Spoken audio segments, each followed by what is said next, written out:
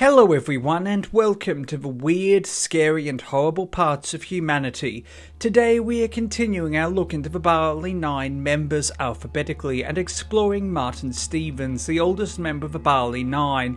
Stevens was born in 1976 in Wollongong, New South Wales, the third biggest city of New South Wales. Initially a barman, he was then employed by UREST, which is now the Compass Group, the largest contract food service group in the world, and worked alongside Bali 9 members Renee Lawrence and Matthew Norman. His supervisor was Bali 9 ringleader Andrew Chan. Exactly why Stevens agreed to traffic drugs out of Bali is unknown. However, according to an interview given by Matthew Norman to the ABC's foreign correspondent, he was to be paid $15,000, and Renee Lawrence in her original testimony to Indonesian police noted that she was to be paid $15,000 for smuggling drugs out of Indonesia. On the 5th of April 2005, Stevens, Lawrence and C.Y. Chen met with Mayuan Sukumaran at the Formula One Hotel Enfield, now the Ibis Budget, where drug smuggling tools including sealable plastic bags, medical tape, elastic waistbands and skin-tight bike shorts were stuffed into the bags of Stevens and Lawrence. Lawrence claimed that during their meeting she was given cash by C.Y. Chen, while Stevens claimed that their lives were threatened. On the 6th of April 2005, Chan, Lawrence and Stevens departed Sydney for Bali, with Lawrence and Stevens staying at the Kuta Laguna Hotel. On the 13th of April 2005, Stevens was instructed to change hotels along with the other members of the Bali 9, with Chan changing the original departure date of the 14th of April, as he suspected that Australian and Indonesian police were aware of a drug smuggling operation. In reality, Chan did not know that Indonesian and Australian authorities were already onto the 9.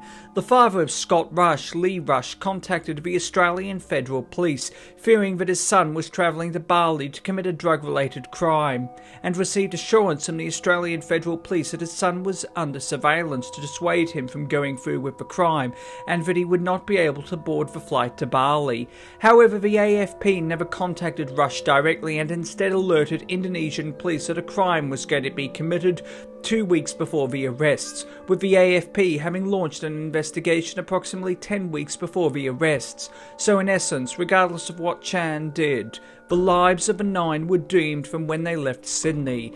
Together with Chan and Norman, Stevens and Lawrence checked into the Adidharma Hotel on the 14th of April. However, Indonesian police were in an adjacent room in the same hotel. Nguyen arrived a day later. On the 17th of April, Stevens was arrested along with Scott Rush, Michael Suzukaj and Renee Lawrence at Bali's Ngurah International Airport in Denpasar, with Stevens attempting to smuggle 3.3 kilograms of heroin out of Bali, which was strapped to his legs and chest, concealed under his clothing. Chan was taken off an Australian Airlines Boeing 767 bound for Sydney, with 3 mobile phones and an Australian Airlines boarding pass found on him. While no drugs were found on him, police had more than enough evidence to link him to the drug trafficking operation. At the time of their arrest, Stevens spoke to Lawrence and asked, "Should we dob them in?" Lawrence replied, "By dobbing some other fuck. I'm not killing my family. And what's the point anyway? Because if we dob them in, right, we dob them in, they kill our family, and then we're dead anyway. So you know, why? Don't tell them, and they'll just kill us instead, and leave our families alone."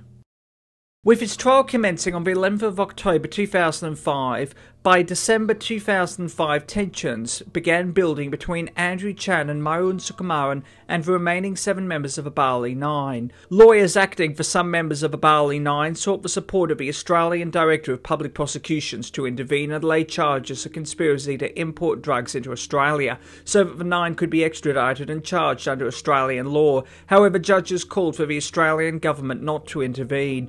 Lawyers acting for Stevens claimed that the fairness of his trial was in jeopardy following comments made in the media by Indonesian Foreign Minister Hassan Wirajuda, who was the Foreign Minister of Indonesia from the 9th of August 2001 until the 20th of October 2009. Wirajuda stated that Australians should be prepared for members of the Bali 9 to receive a death sentence if found guilty. During his trial, Stevens claimed that he was forced by Chan both to travel to Bali and proceed with the drug smuggling operation. Stevens claimed that Chan showed him photographs of his family going about their daily lives and told him that they would be killed if he did not cooperate. Stevens stated, "They threatened me. They threatened my family, my friends, my love, my girlfriend. They showed me pictures."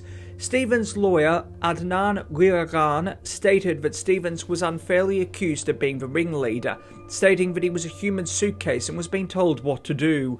Prior to his sentence being handed down, the mother of Stevens, Michelle Stevens, stated that faith had given them strength and asked Australians to think before they judged her son. On the 14th of February 2006, Stevens was sentenced to life in prison. Stevens appealed for his life sentence to be reduced to 20 years on the 26th of April 2006 at the Indonesian Supreme Court. However, his life sentence was upheld. He appealed once again to the Indonesian Supreme Court for his sentence to be reduced to 10 years, but this was rejected in January 2011. In December 2009, he announced that he planned to marry Christine Winarni Puspayanti, who he met a couple of months after his arrest while she was visiting the prison as part of a church group. They married in a traditional Indonesian-style wedding in April 2011. In 2014, Stevens and Tan Duc Van Nguyen were transferred to a prison in Malang, East Java, when they had repeatedly violated prison rules in an undisclosed manner.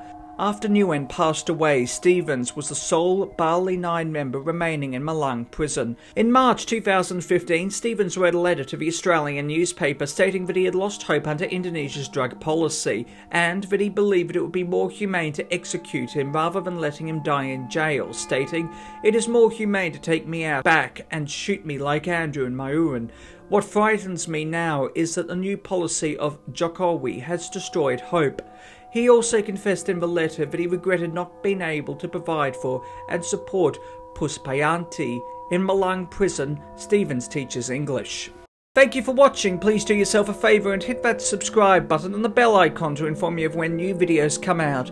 Also, why not hit that like button and leave a nice comment? It helps more than you know and your support is truly appreciated. Until next time, stay awesome, stay classy, be kind to everyone you meet, have an amazing day and remember that truth is always more interesting than fiction.